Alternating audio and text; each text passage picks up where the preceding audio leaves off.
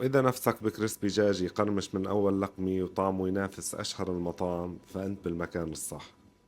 اليوم رح أعملكم كريسبي الدجاج على الطريقة السورية مع ألذ ثوم وسبايسي وبخطوات سهلة، ونتيجة إن شاء الله احترافية رح تقدروا تسووها بالبيت.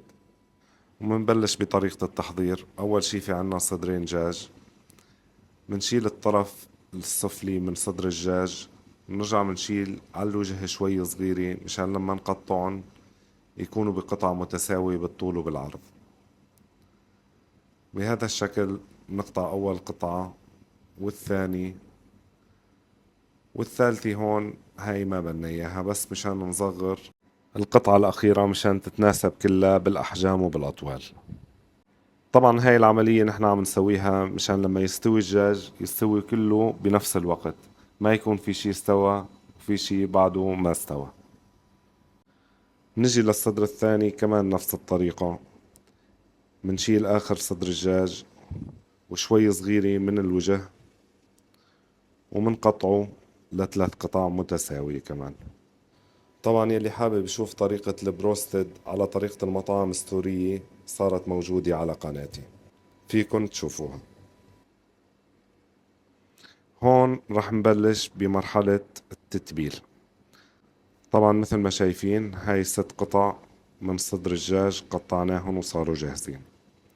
ومنجي للبهارات. في عنا أول شي نص ملعقة ثوم، نص ملعقة بصل مجفف، ربع ملعقة عجينة موتو، نص ملعقة كاري، نص ملعقة بهار أبيض، نص ملعقة جبني بودر، نص ملعقة زنجبيل، نص ملعقة كزبرة ونص ملعقة ملح، وربع ملعقة جوز الطيب ونص ملعقة هيل. طبعا الملعقة هي ملعقة الشاي الصغيرة، هاي القياس اللي نحن أخذناه. منحطهم بصينية ومنجيب البهارات ومنحطهم على صدر الدجاج المقطع. في عنا ملعقة خردل تبع طعام كاملة، وعنا ملعقتين خل التفاح منضيفهم عليهم. منبلش بتخليط البهارات مع صدر الدجاج. طبعا هون لاحظوا طريقة التخليط مشان يتشرب الدجاج البهارات والخردل والخل. هيك بعد ما خلطناهم كتير منيح نتركهم من 4 ل6 ساعات لمنه تاخذ نكهة الكريسبي. بهالأثناء خلينا نجهز الطحين تبع الكريسبي. أنا سويت لكم إياه على الميزان، في عنا كيلو طحين. طبعا الطحين رقم 1، وعنا بنضيف له نشا 100 جرام. شوفوا على الميزان 100 جرام. وعنا 10 جرامات ملح. هيك بيكون عنا جاهز الطحين يلي بسموه طحين التطحين.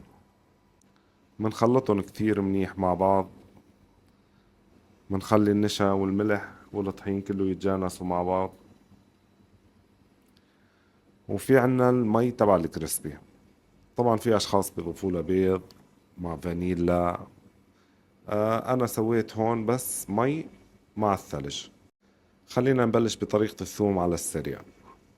عنا 3 بياض بيض، 15 حص ثوم، نطحنهم أول شي مع بعض على البلندر. بنرجع بنبلش بإضافة الزيت. بإضافة الزيت طبعا والبلندر شغال. شوفوا كيف رح يسمك معنا المزيج.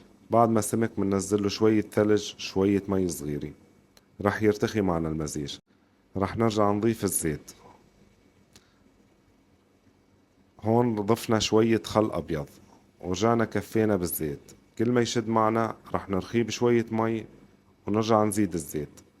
في عنا ملعقة حمض الليمون وملعقتين ملح.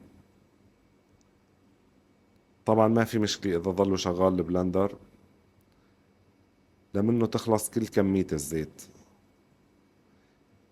هيك رح يتشكل عنا الثوم. ناخد شوي ورح نسوي طريقة الثوم السبايسي كمان.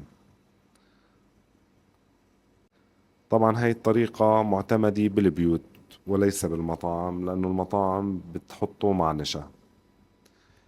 مشان الثوم السبايسي أخذنا نص الكمية نحنا، حطينا لها ملعقة شطة حلبية وملعقة بابريكا مدخنة، وممكن تحطوها كمان شطة حارة، كله حسب الرغبة. منبلش نخلط المزيج مع بعض، وهيك بنكون سوينا الثوم السبايسي. هذا هو الشكل النهائي، والطعم ولا غلطة. هون راح نبلش بعملية قلي الكريسبي. أول شي غاز وزيت. خلينا نبلش بعملية التطحين يلي هي أهم عملية بالكريسبي. أول شي مثل ما حكينا، بعد ما نقعناهم من 4 ل6 ساعات بننزلهم أول شي بالطحين لمنه تاخذ وجه بس تطحين. نرجع بننزلهم بالمي مع الثلج، بنرجع بنحطهم بالطحين وبنبلش بعملية تطحين. هاي العملية هي الرئيسية اللي بتطلع للدجاج الحراشف. لاحظوا الطريقة، ما بدنا نضغط على الدجاج كثير، بنفس الوقت بدنا نخليه ينغمر بالطحين من كل الاتجاهات بهذا الشكل الدائري. هيك بتكون عملية التطحين خلصت. شوفوا الحراشف تبع الدجاج كيف طلعت. هاي الحراشف يلي لما تقلوا الكريسبي لازم تطلع معكم بهذا الشكل. رح نعيد الكرة على 3 قطع الباقية نفس الطريقة. أول شي طحين، بيرجع مننزلهم بالمي غطة صغيرة، ونرجع منرجعهم على طحين.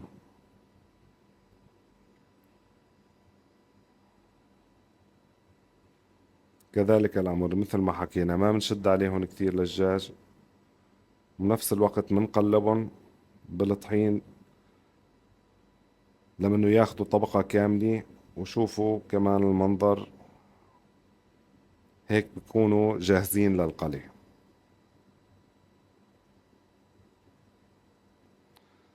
طبعا بهالأثناء الزيت حمي عنا، ننفض الدجاج ومننزله. لازم ننفض حبة الدجاج من الطحين لأنه بكون عليها طحين مهدي. لما ننزله بالزيت رح يطلع على الزيت وينزع عنا إياه. هيك نزلنا كل كمية الكريسبي بالزيت. طبعا درجة الحرارة لازم تكون متوسطة. رح تاخد معنا عملية قلي الكريسبي بحدود 8 دقايق. طبعا رح نقلي أول 4 دقايق. هيك رح يكون المنظر معكم.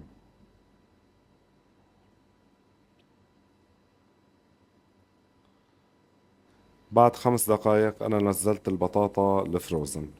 طبعا هي بتاخد من 3 ل4 دقايق قلي. نزلتها فوق كريسبي مشان يستووا كلهم بنفس الوقت.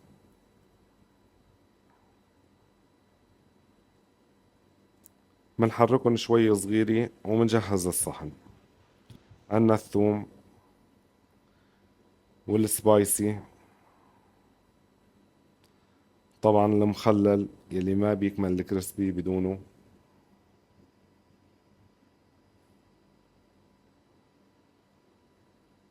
وعنا الفليفلي. هيك الكريسبي بتكون جاهزة معنا. منشيلها من الزيت،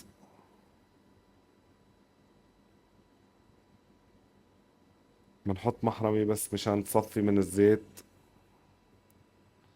ومنجي لطريقة السكب. طبعا شوفوا لي هالمنظر. صفينا هون 6 قطع الكريسبي. راح نحط لهم البطاطا ورشة البهارات الكريسبي. ويلي بده رشة بهارات الكريسبي يكتب لي بالتعليقات لنزل له اياها ان شاء الله بفيديو جديد. حطينا البطاطا ورشينا الرشة، وهيك بيكون صحننا جاهز. للمزيد من الفيديوهات وأسرار الطبخ والمطاعم تابعوني على قناتي، قناة الشيف عاصم غرز الدين. ولا تنسونا باللايك والشير والتعليق ليوصلكم كل جديد.